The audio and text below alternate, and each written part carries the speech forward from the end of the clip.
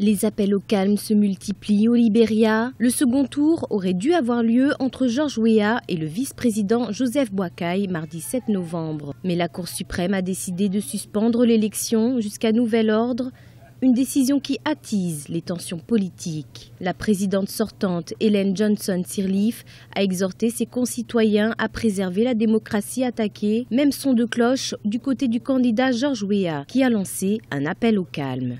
J'en appelle à vous tous, mes partisans, à rester calmes pendant que nous traversons la phase juridique de l'élection. Cet appel au calme était très attendu par les Libériens. La suspension de ce second tour impacte en effet sur l'économie du pays qui tourne au ralenti depuis le processus électoral. C'est le cas notamment dans la ville de Robertsport.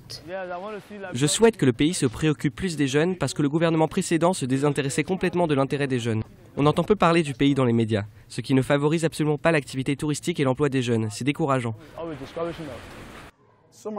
Ici, le gouvernement nous a complètement oubliés. Les gens de cette communauté n'ont pas le privilège d'avoir un emploi parce que le gouvernement ne nous donne pas l'opportunité de créer des emplois. Mais au moins, dans ce refuge, j'aide certaines personnes à répondre aux besoins de leur famille et à scolariser leurs enfants.